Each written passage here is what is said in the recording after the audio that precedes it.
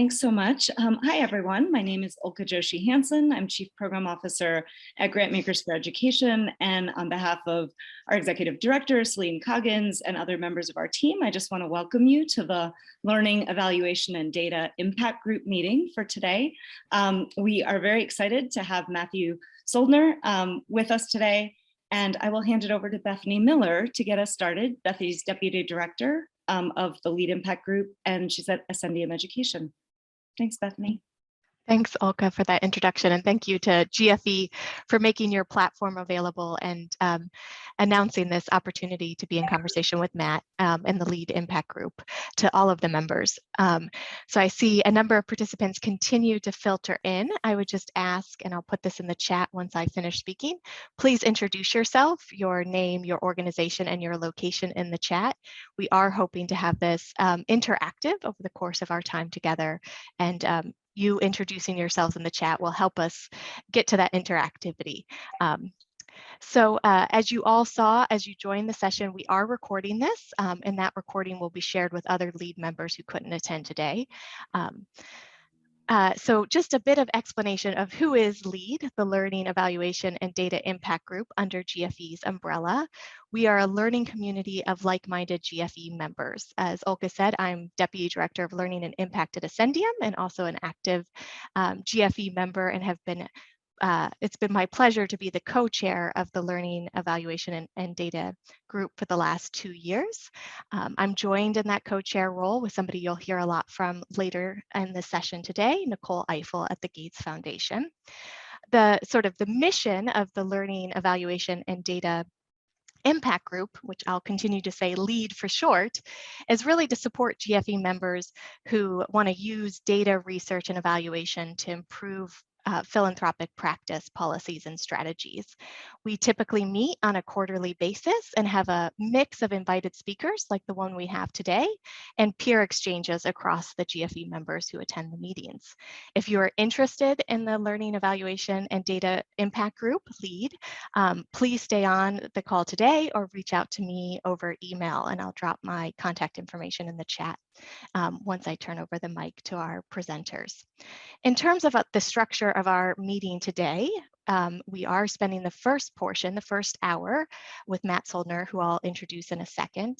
And that presentation session, the first hour, will be a mix of him sharing with us information about the Institute for Educational Sciences, but also we'll have plenty of opportunities for Q&A from the audience and from our co-chair, Nicole Eiffel. We'll have about a 5-minute break after that first hour ends. And then the last 30 minutes of this session, or 25 minutes, taking into consideration the break, will really be a business meeting of the Learning, Evaluation, and Data Group, the LEAD group. So if you are interested in learning more about LEAD or potentially participating in the future, plan to stay on for the whole hour and a half. If you're just here for the presentation and discussion, feel free to drop off at the top of the hour. I'm sorry, not the top of the hour, an hour from now. So with that, outlining our structure for the day today, I'm excited to introduce our key speaker, Matt Soldner, and my co-chair and facilitator for this session, Nicole Eiffel. As I mentioned before, Nicole is a senior program officer at the Gates Foundation, and she advances their strategy for improving our nation's education data infrastructure. And she will be leading in the conversation with Matt. And Matt is the commissioner of the National Center for Education and Evaluation and the chief evaluation officer at the U.S. Department of Education. And he comes to the department having served as a researcher at the American Institutes for Research, AIR. And so we have an exciting conversation planned for you all today to think about what is the federal government's role in evidence building and evidence use, and how is philanthropy implicated in that federal level efforts. So with that, I will turn it over to Matt and Nicole. And thank you all for chiming in on the chat with who you are and where you're at.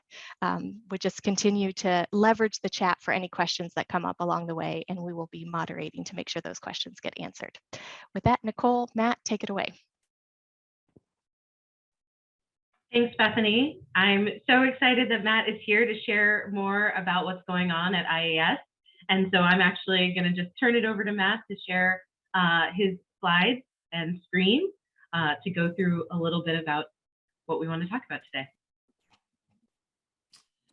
Hey, thanks, Nicole. I really appreciate it. Hopefully you all are seeing my slides. Give me a little nod, Nicole. All right, thanks. So thank you so much to GFE and to Nicole and to Bethany for inviting me. I don't know how many of you have worked with those two folks. I've known Nicole for a long time. When Nicole asks you to do something, you definitely say yes. So it was really my pleasure to be with you all today. I want to spend just a few minutes telling you kind of where we're going to go today. I think Bethany set it up really well, both in terms of our topic and our structure. We really do want this to be engaging, so please put questions in the chat, but know that between each of these sections, Nicole is going to build in some time for conversation. So we'll start doing a bit of IES 101, just the basics, in case you're not familiar with the department's Institute of Education Sciences. Then we'll get into the topic of when we're talking about evidence building, what is it precisely that we mean, at least from our perspective for the Department of Education.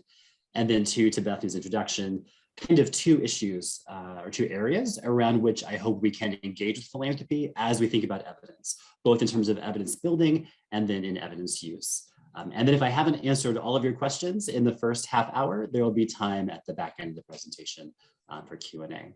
So unless there's any questions, I'm going to jump in right now and we'll do IES 101, the basics. So if you're not at all familiar with IES, I will take no offense whatsoever. You'll see on the left side of the slide a diagram of the US Department of Education. You can see our many kind of principal operating components. What you should know about IES is we're a relatively new component of the department, being formed in 2002 by the Education Sciences Reform Act. And we're one of 7 operating components inside the department that reports directly to the secretary. And unlike other parts of the department, we have a mission and a positionality inside education that is really unusual, and actually really unusual even for other evidence building agencies in the federal government. So you'll see our mission here on this slide. I won't read every word to you, but I'll draw your attention to the 3 bullets at the bottom, where you'll see really our work is trying to focus on getting information to a wide range of stakeholders. You'll see them listed there on the condition and progress of education in the US. What we'll talk a lot about today, information about specific practices that support learning and improve academic achievement, and then get to issues of effectiveness, both of federal programs that focus on education, as well as programs that focus on education at states, districts, and institutions of higher education. So that gives you a brief summary of what our goals are as a group. Let me tell you though, what's most interesting to me, what's most important to me about IES is not that mission about necessarily just building evidence and communicating effectively, but really critically as a science agency inside a department, that we must do that work in the way you'll see on the screen in this italic text. We must be sure that all of our work conforms to high standards of quality, integrity, and accuracy, and are importantly objective, secular, neutral, and non-ideological, and free of partisan and other bias. So the watchwords for IES, whenever you are talking about us or hearing about us, what I hope you have kind of first in your mind is that the research and evidence, the statistics, the data, things that flow from IES to the public are characterized by rigor and high quality and independence, that they are trustworthy. Because those two things, rigor and trustworthiness, really are the coin of the realm in terms of scientific information on any topic coming from the government, but certainly about education. Finally, at the bottom of the slide, a little call out. Even though we are embedded inside a federal agency, led of course by a political appointee, the second most important thing to know about IES is that we are free to publish our findings completely unfettered by any political influence. So anything you see coming from the US Department of Education's Institute of Education Sciences is coming directly from the mouth of the scientist or scientists who discovered it to you as a consumer. It does not go through any sort of political or other vetting. It is hopefully well translated scientific knowledge from the researcher to the community it's meant to serve. Let me give you a bit of an overview of how we're structured. You'll see on this slide the sort of basic components of the Institute. So we're led by a director, Mark Schneider, who is a political appointee.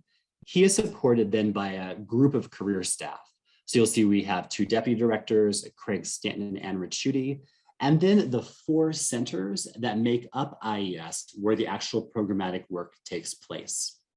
So on the far left, you'll see our National Center for Education Statistics. Once in another life, when I was a younger person, I worked at NCES, and I had occasion, that's when I first met Nicole, actually, as when we were working together in that part of IES, which is really focused on generating national statistics about the condition of education. So when you hear about statistics related to student achievement or graduation rates, or any of the sort of data that comes from the Department of Education's Institute of Education Sciences, it's probably coming from NCES, and that's led by Peggy Carr.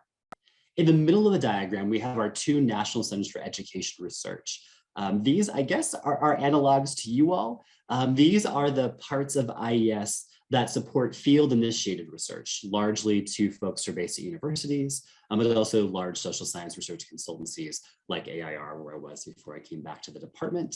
We have 2 centers, one that focuses on education research writ large, that's led by Dr. Liz Albro, and one that focuses on special education research, and that's led by Dr. Joan McLaughlin.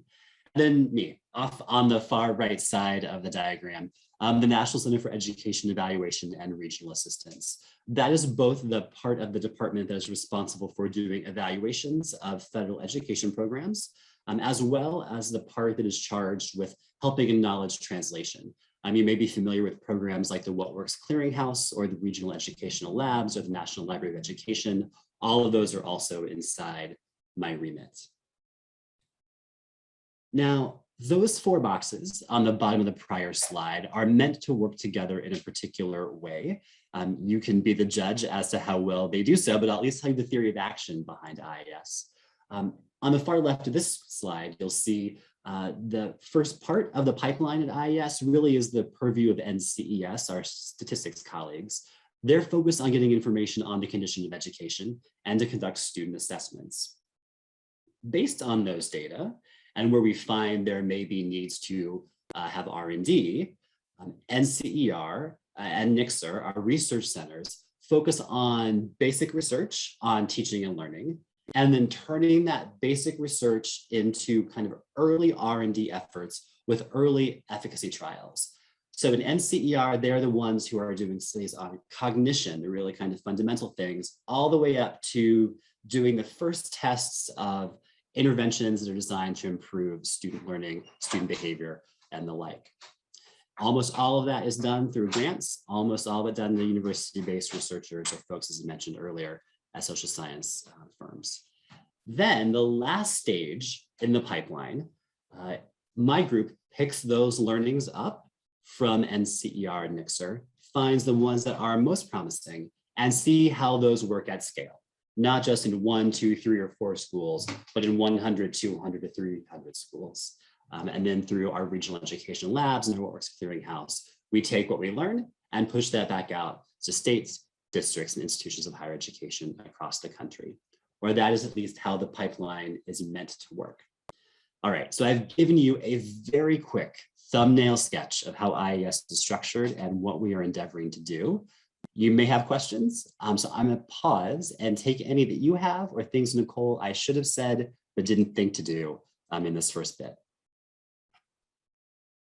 Thanks so much for that rundown, Matt. I think that there are certainly a few folks here who may not be as familiar with the IES inner workings, and so having this top line summary is just super helpful.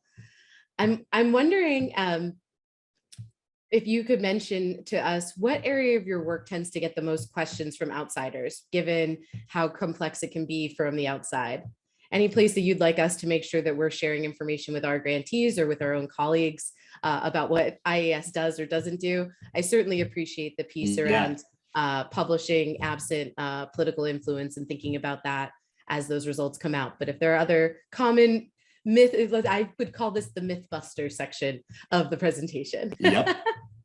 Yep, I would thank you, Nicole. That is a perfect setup. I don't know if you knew that or not, but there is something that I could really use your help on, or your partners helped on, those folks who are on the line.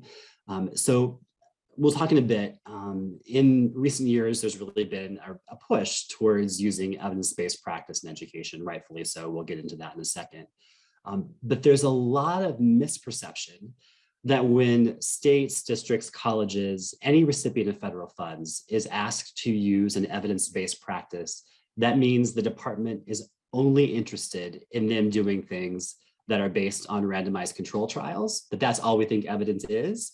And we're going to jump in a second and disabuse folks of that knowledge. There's a broad continuum of what counts as evidence, both in the department and in the law, and it goes well beyond RCTs. So if you ever hear anyone bemoaning, oh, IES only cares about RCTs, that's not the case. And we'll talk a bit more about that in a second.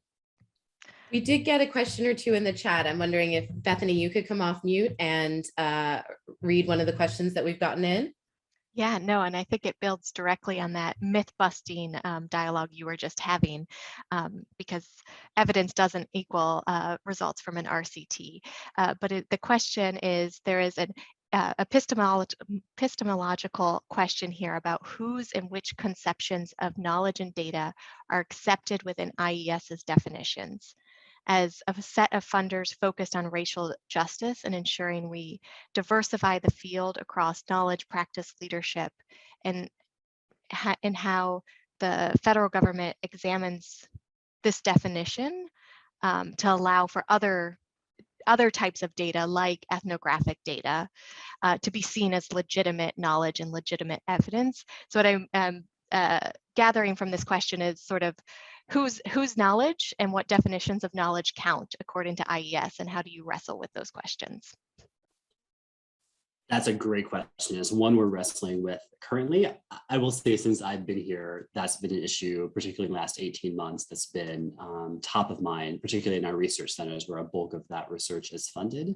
What I would say is, our traditions really are rooted in that sort of RCT-driven positivist approach, right? That many of us were trained in initially. But we really are committed, and particularly in the REL program, which you might have a chance to talk about later, in this notion of finding ways to engage communities and engage stakeholders, engage folks who are closest to the problem on the ground and who know it best, can help set what the actual questions are, can focus and train our view, can figure out who can help us design studies that will yield all kinds of evidence that can shed light on a phenomenon, can help us do that work, can help us interpret findings and disseminate it, kind of all phases of the life cycle. Those issues really are things that are top of mind for us and we're wrestling with. We do not do as much mixed methods work, be it sequential or concurrent, as we might want to. I think at a core, we are still in many ways trained as experimentalists or quasi-experimentalists. And so we have a lot more work to do, but I think you guys should know as funders, and we hope that the communities with which you're working know as consumers and hopefully co-producers of knowledge, we really are trying to find ways to broaden our perspectives and do things differently than perhaps when we were founded in 2002. But it's a journey, and we're doing it in lots of ways, from, as I mentioned, kind of more engaged form and community engaged research, in supporting training grants to groups and institutions we haven't done as reliably in the past, bringing in new voices into our staff, kind of all points along the pipeline. That sounds like a perfect segue to dig into the evidence pieces, Matt, that are part of your next segment of your presentation. Oh, okay. And we'll continue to offer the chat as a place for folks to drop questions in, and make sure to work those into today's discussion. All right, so when we talk about evidence, what is evidence anyway? And so let me, you're gonna see in a second, I'm gonna give you the chronology of how we've kind of gotten to where we are. And this may cause you to say, yeah, this is where the roots of this kind of RCT or this kind of positivist approach really lie, but let's dig in. So in 2001, that's really where we chart our initial history, right? And if you look at No Child Left Behind, all throughout NCLB, you're gonna see reference to scientifically based everything running around inside NCLB. And the very next year, the Education Sciences Reform Act was passed in 2002 to create a part of the department that really was focused then on building evidence that, by a definition we'll talk about in a second, was scientifically based, right? There was a shift, though, between 2001 and 2015. In 2015, when the Elementary and Secondary Education Act was reauthorized by the Every Student Succeeds Act, the language shifted from scientifically based to evidence-based. And that's where we're working right now on this evidence-based landscape. Only mentioned 63 times, not quite as common as scientifically, but nonetheless, ESSA required evidence-based practice, particularly in certain parts of certain federal programs. And ESSA got really specific by what they meant about evidence-based. And that statutory framework that was baked into ESSA by Congress has then been incorporated into other regulations inside our department. It has allowed that to expand beyond just K-12, but also to post-secondary education. And other federal laws now also draw on that ESSA-based definition of what constitutes evidence. To the commenter's point, if you look at the statutory language, I've kind of tried to boil it down here, you'll see that ESSA establishes 4 tiers of evidence. At the top of the tiers, tier 1 is what ESSA referred to as strong evidence. And then we go from strong, moderate, promising to demonstrates a rationale. Critically, practices at each of these levels are evidence-based, but the law does make qualitative distinctions. And the law specifies the kind of evidence is required to meet a given evidence tier. So you'll see at strong evidence, the law does require to get that designation, you must be a well-designed, well-implemented experiment. And then down to quasi-experiments at moderate, correlational studies at promising, and then at the demonstrates level, the ability to rely upon either adjacent or like or similar research that is still strong, relevant, but not meeting a standard above. So when you hear about evidence-based, these are the 4 things ESSA as a statutory framework requires. I want to talk a bit about tier 4, demonstrates the rationale. Tier 4 is what we're trying to rebrand in the world as the innovation evidence level.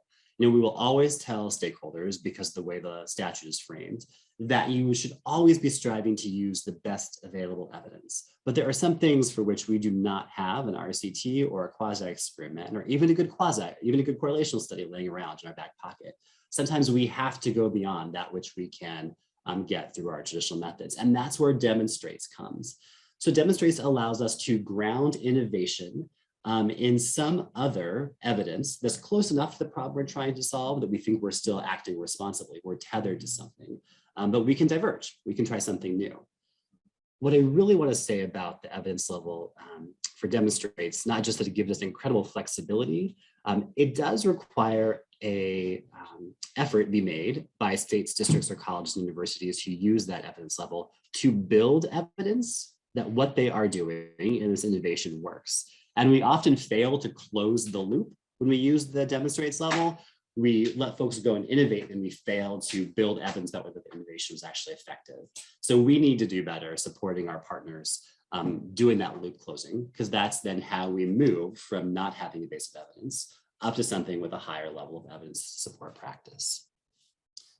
So for those of you who are savvy about some parts of ed and our evidence-based practices, you may be wondering, how does all of this fit in with the What Works Clearinghouse? If the WWC is brand new to you on this call, know that it hurts my heart, but I will take full responsibility for that. You can stop now and go to whatworks.ed.gov and check out that site. But the WWC, which is part of my office, it's their job to evaluate the internal validity or the quality of research on education program practices and products to help folks understand what works. And so those reviews then, so a study author studies a phenomenon, they publish a paper.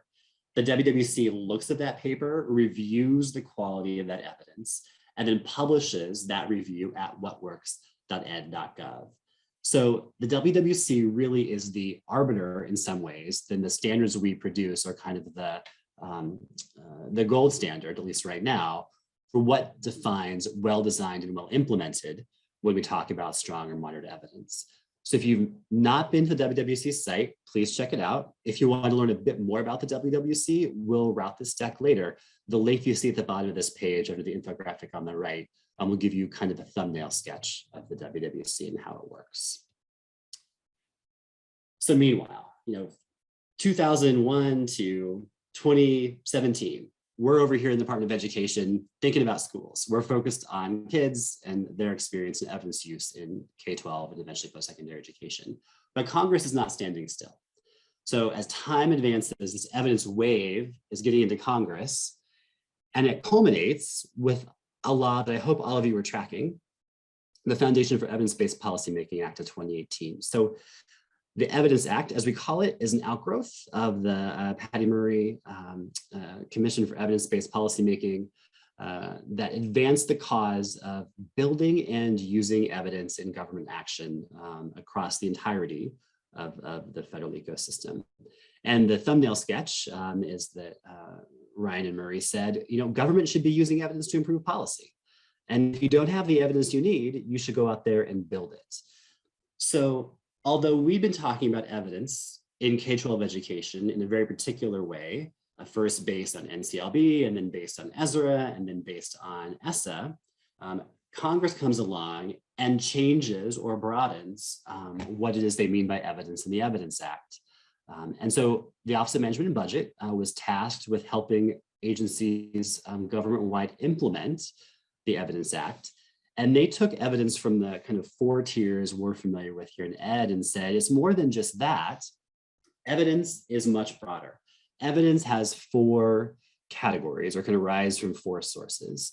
And all of these things are evidence. So OMB would say evidence includes any work done, research, evaluation work done on foundational fact-finding, which asks what are conditions on the ground related to agencies' goals. Evidence includes performance measurements, which helps us understand the kind of progress that people are making towards agency goals, whether it's the department itself or whether it's grantees. Evidence includes policy analysis, so all the work to do retrospective or prospective analysis on policy implementation, and it includes program evaluation, the kind of standard stock and trade RCT work that IES has been doing for years. So OMB, through the implementation of the Evidence Act, casts a much broader net for what constitutes evidence writ large in the government, and says it can arise from all of these places. It can arise from surveys. It can arise from interactions with grantees or stakeholders or beneficiaries. It can arise from field scans or literature reviews. It can arise from what's happening in performance data, statistical analysis, or the kind of traditional RCTs that we've done in IES for many years.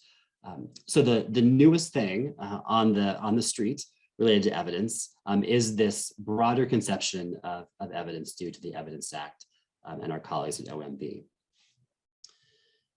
And what that has meant for agencies then is the need to produce a series of new publicly facing documents that talks about how we are planning to build evidence and use evidence in our work as federal agencies.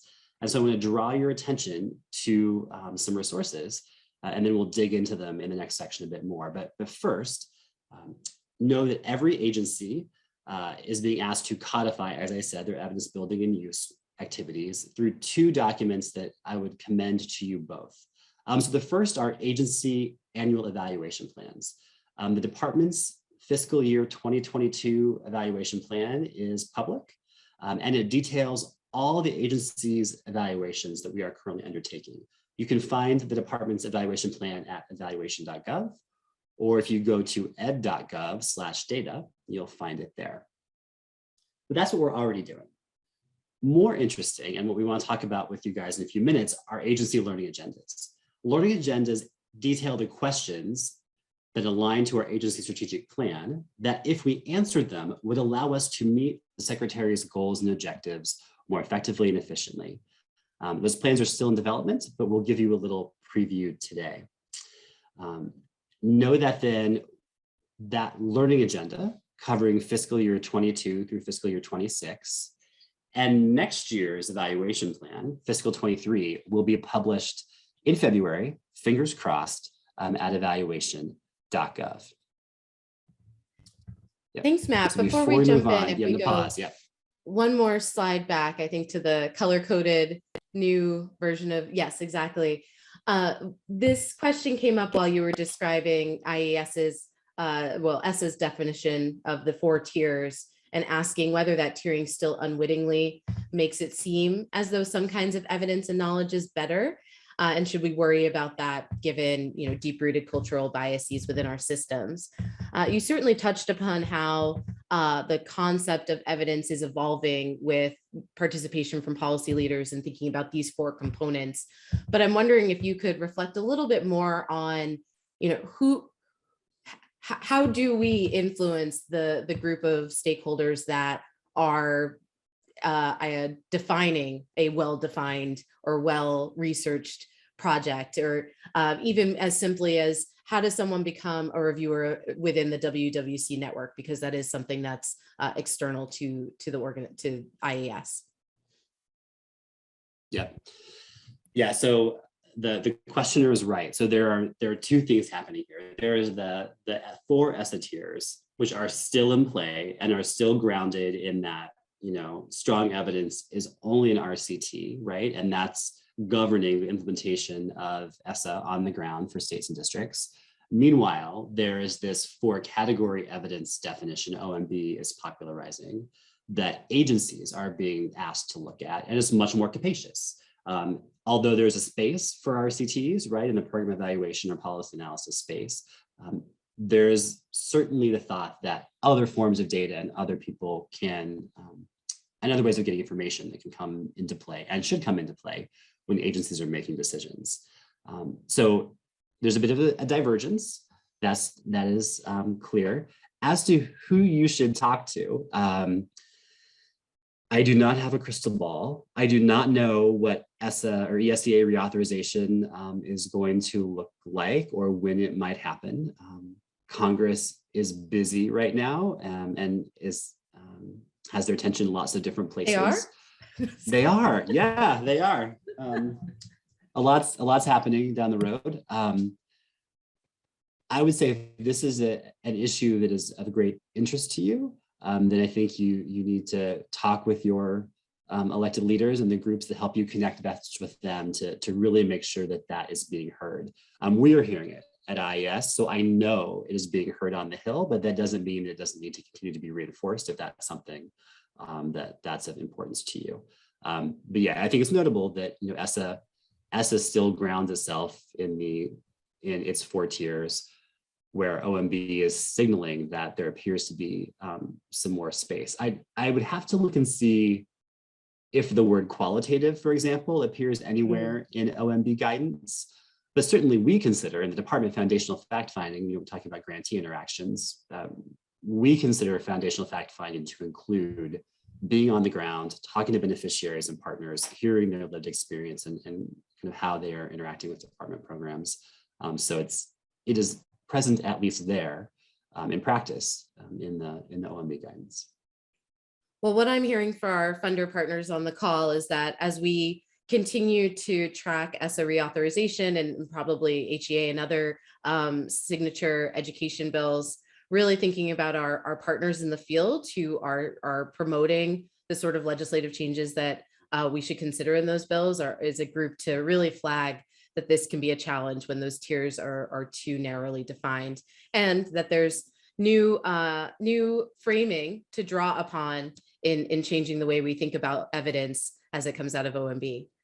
Well, let's shift over to hearing a little bit more about IES's learning priorities for the coming year, or years to come, I should say. Yeah. So let me take off my IES hat now, though, and put on my agency evaluation officer hat, because what IES is up to is one thing, right? What the agency is up to in its learning agenda is a somewhat different thing, right? And so the agency learning agenda is what's meant to help the agency achieve its goals. IES being an autonomous part is a little kind of watching that from some remove. But speaking about the agency's learning agenda, so I don't want to spoil the fun. I do obviously have a copy on my hard drive. I cannot share it with you all, but I'm going to give you a preview of what you should expect to see in the learning agenda in February. My thought is that because all of you are savvy consumers and watch the world around you, you probably could make some pretty good guesses as to what I'm going to show you, though, in a second. The first signal that should have cued at least some of you to what the learning agenda might begin to address is the Secretary's notice of his proposed priorities, a draft of which has been published in the Federal Register. And then in response to the Secretary's notice of his proposed priorities, I published a request for information in August seeking comment in 6 broad topical areas, and they're right here on the screen. So we asked folks to send us their best thinking about the questions that we should be asking and the ways in which we should be asking them related to these 6 topics. So the first, perhaps not surprisingly, is the impact of COVID-19. The second was promoting equity and access to resources that are critical for student success. The third is how to best meet students' needs writ large, from basic needs all the way through academic and other categories. 4, a longstanding goal, increasing post-secondary access and success, as well as success after completion of college. Educator workforce and all the things that go into having a strong educator, teacher, leader, instructional support staff workforce.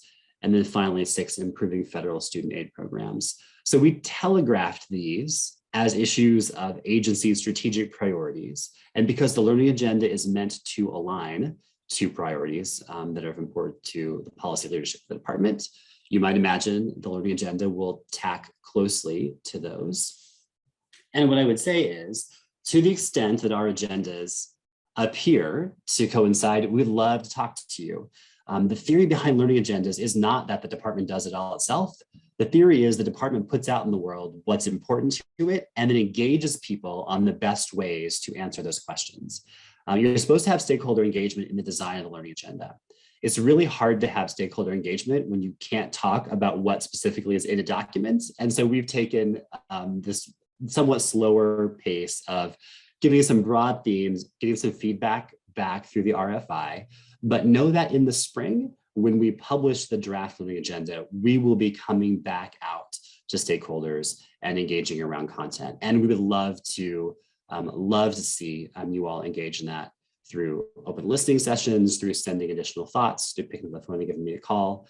We will need your help in executing against this agenda because it's certainly more capacious than any of us can do on our own. And finally, I should say, just because these are the things that rise to the learning agenda level, don't take this as a sign that if your issue is not on this slide, it's not of interest to us. Unfortunately, we have limited resources, we just had to make some choices. But no, we're going to be building evidence on these topics and more between fiscal 22 and fiscal 26. If you are funding in this space and you have active research grants or think you might have active research grants, and you want to find a way to try to align those so they fit with the current evidence architecture governing K-12 and post-secondary education, even if it might be something different than what you would prefer it to be, the kind of traditional ESSA tiers, there are some things you can do as funders of research that'll make it easier for that work to flow into ours. So I'm gonna give you a few considerations and I would love to hear your questions or feedback on that. So if you're granting money for specifically for the purpose of doing impact evaluations, does a program, project, product cause a change? Consider requiring your grantees build that study in such a way that will meet WWC standards. If it does, it makes it more likely that states, districts, and others can then cite that research you have paid for as evidence for why that policy should be allowable for use for federal funds. Secondly, whether you're doing impact research or some other kind of research that might qualify for being evidence-based under ESSA, consider aligning other parts of the work to IES's new Standards for Excellence in Education Research, or SEER. So the WWC focuses on internal validity, study design. SEER is meant to focus on the things that are around or outside that complement that to make research useful. You probably have seen Mark Schneider, our director, blog about this. He is a copious blogger. In his mind, the SEER standards fall into 6 or 8 categories, and you'll see them here on the slide. So in addition to having internal validity, high quality education research and researchers should also pre-register studies, should comport with principles of open science, should work to be clear as to the active ingredients of interventions so we know what's doing the heavy lifting inside of them, should really be focused on how to measure implementation effectively so educators can actually do the thing that's been proven to work, They should attend to cost and how cost-effective implementations are. They should use high-quality outcome measures. They should take care to be clear to define who the research was involving so we can have a better sense of how it might generalize. And then they should do things that make research scale more effectively. If you want to read about these, please visit our website, ies.ed.gov/SEER to read more. You'll have a chance to see what we mean by each of these things and see some resources we've begun to develop to support researchers in doing those. The things on green here on this slide are places where we've leaned in a bit more and have a few more resources. So on this slide of related resources, you'll see the kind of things that we would commend to you in those 4 areas of work we've done so far on pre-registration, on open science, on cost analysis, and high quality measures. Some of these projects are maybe things that people on this call have also supported financially, so this may be seeming familiar to you.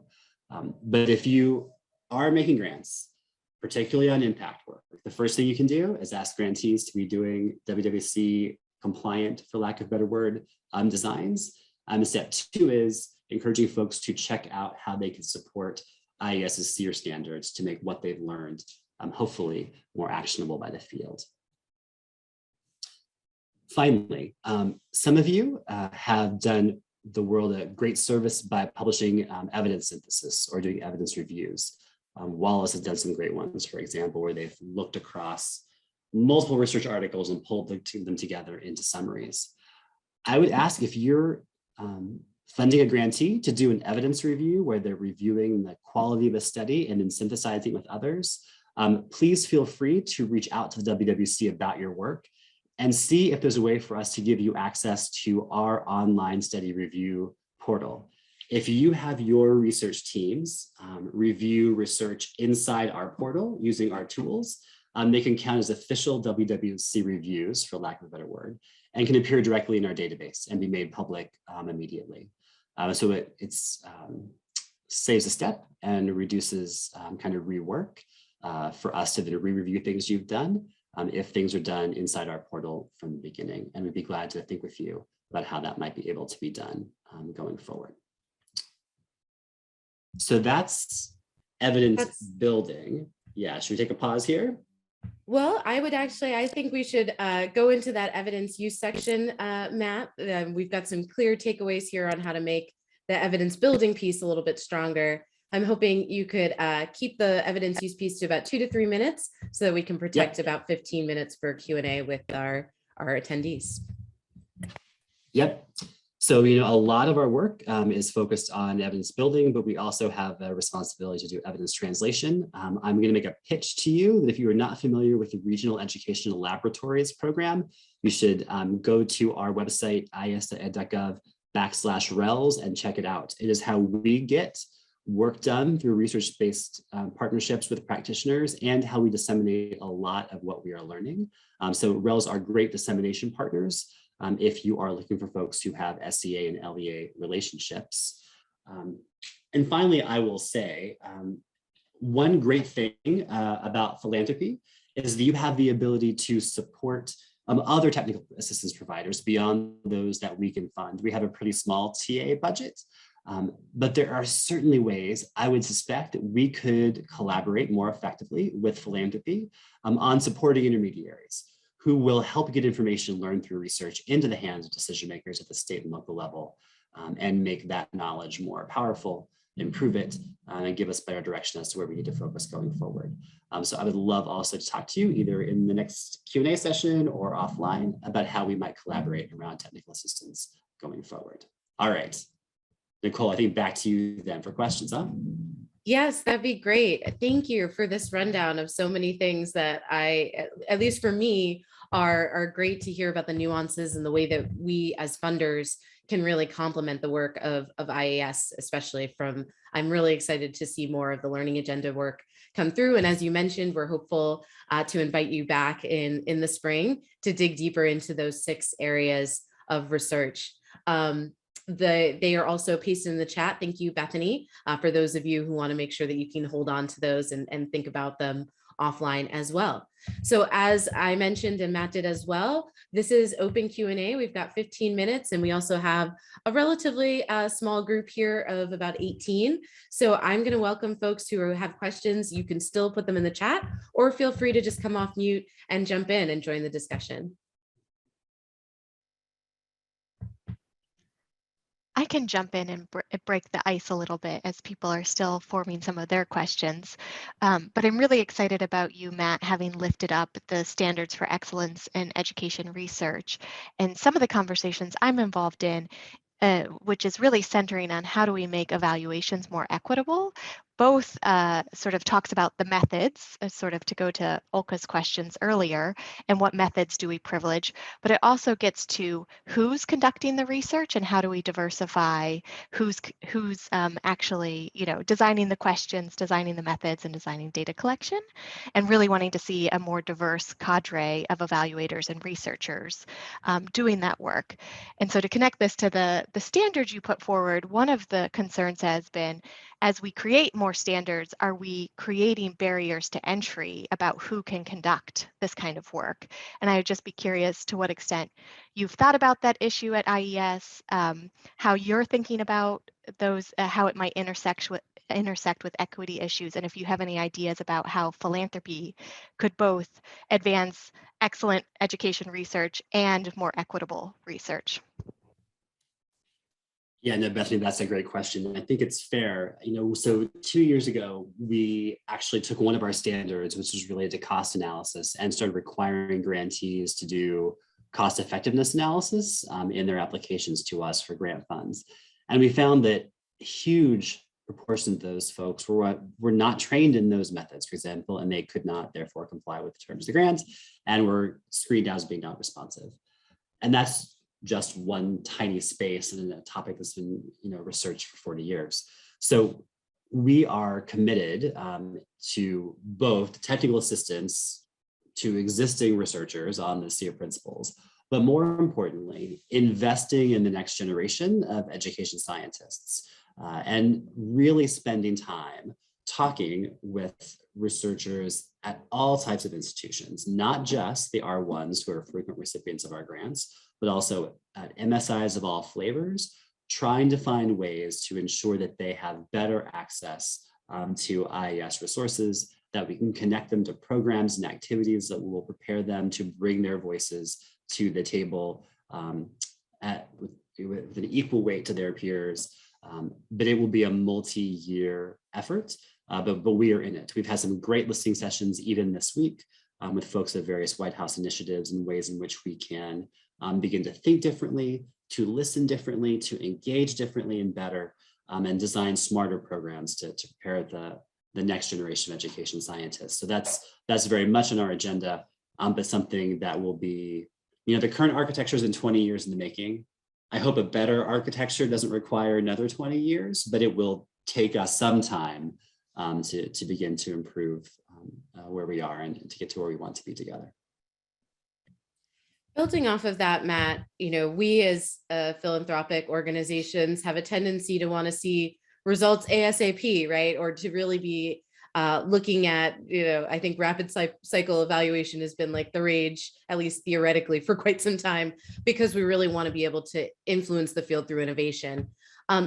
Given that it takes so much time to build capacity for the sort of work that IES seeks from its researchers, what can we as a community do to help accelerate that sort of education? What are things that we can be funding, or entities like Intermediaries, that we could be augmenting the sort of efforts from IES, knowing how much longer those actions can take?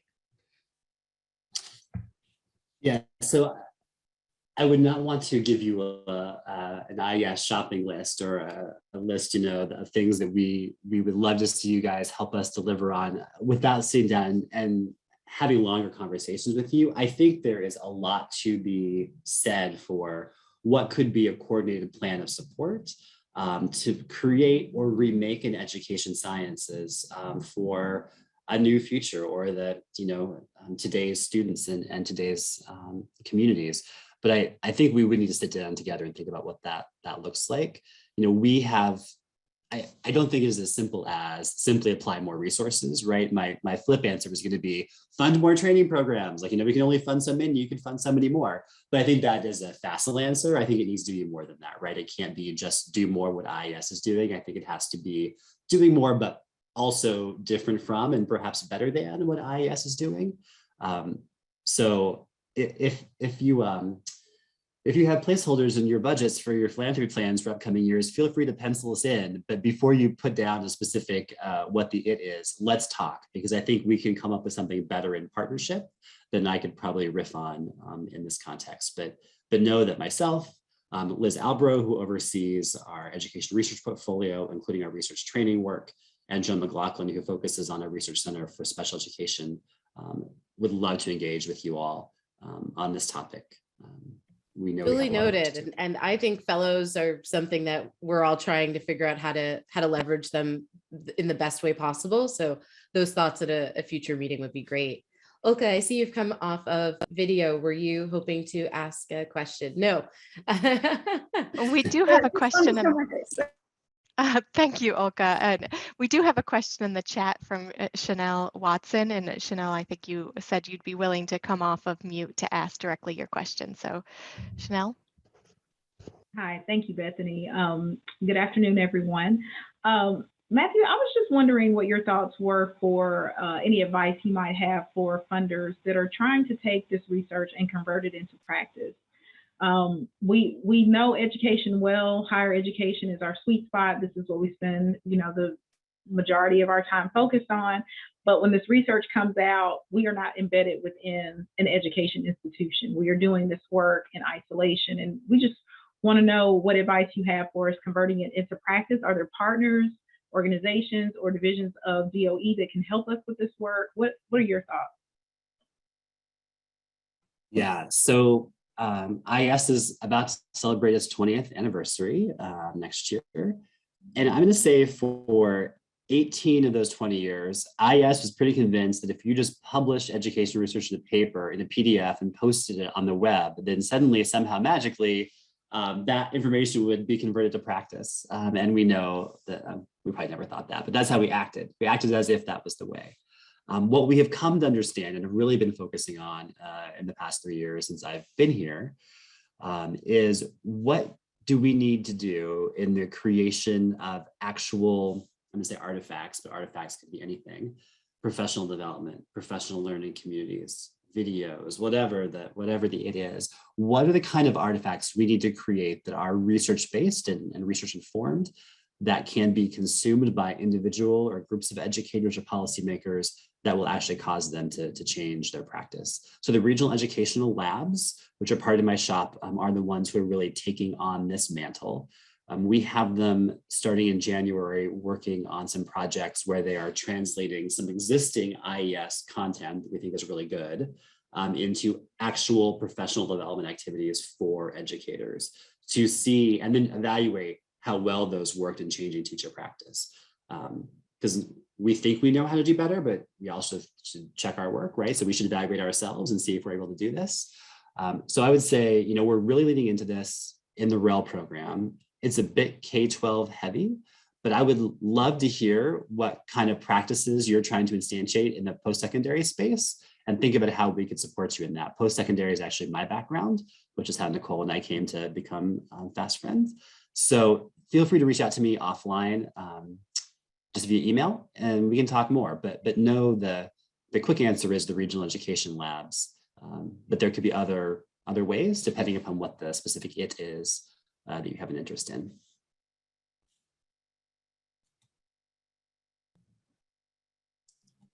And also add one thing while people are pondering questions if they have one.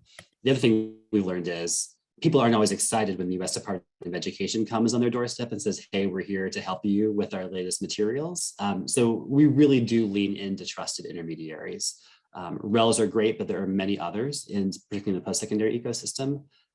So depending upon what your area of interest is, there may well be good post-secondary ecosystem partners who could help be kind of boots on the ground to help that practice get into colleges and universities.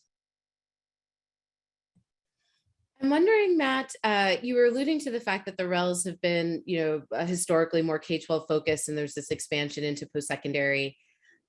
I feel like the field is also really pushing on workforce now, and historically Ed and the Department of Labor have had different, even evaluation criteria for success of training programs or educational work.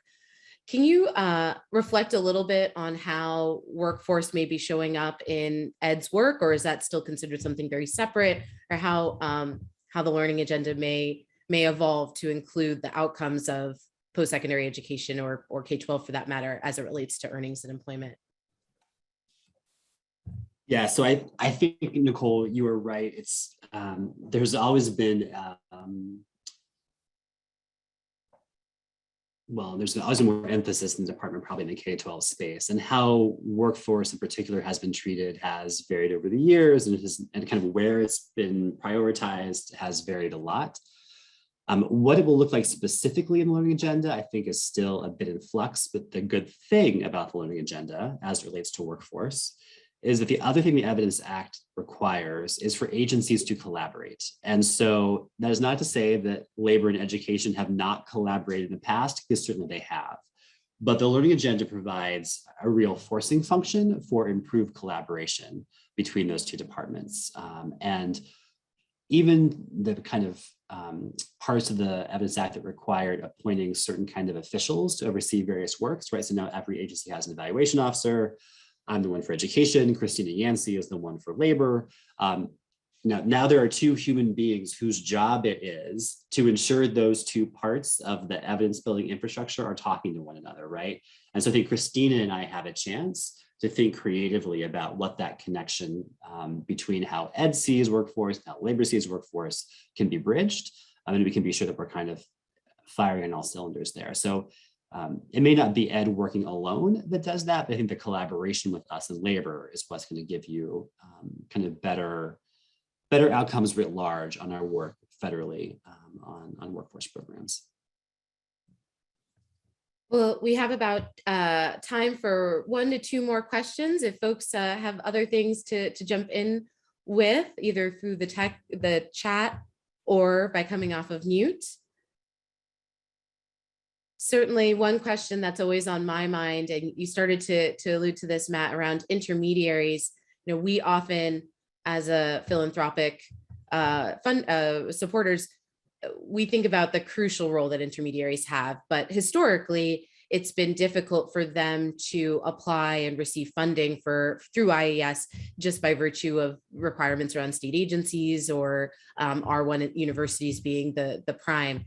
Do you have any reflections on how we as funders can continue to support intermediaries given their role in this work and making them self-sustaining? Yeah, so I think as the administration continues to put out its sort of K-12 through post-secondary agenda, and you see how it is that we hope to leverage the grant funds that we do have that we can make available to states, districts, colleges, and the like, to do things better and differently on behalf of students. I think you're going to see some very specific areas where intermediaries who have very specific skill sets and interests could be of great service to the field. And you're probably right that we won't be able to fund them. I think there's an opportunity as those plans get out and we see how Congress acts on them to have conversations about what kind of intermediaries might it make sense for the philanthropic community to support, what kind of ways of them working might be sustainable so that you're not funding maintenance, but you're funding a startup, you're being catalytic as opposed to sustaining them. Because as I look into my crystal ball, I see lots of places where building capacity around some specific skills, data, leadership, strategic finance, and the like, that really are going to be needed to deliver on some parts of the administration's agenda. And if you can be partners in thinking about that, if it fits inside your mission and interests, I think that would be a great thing to think about.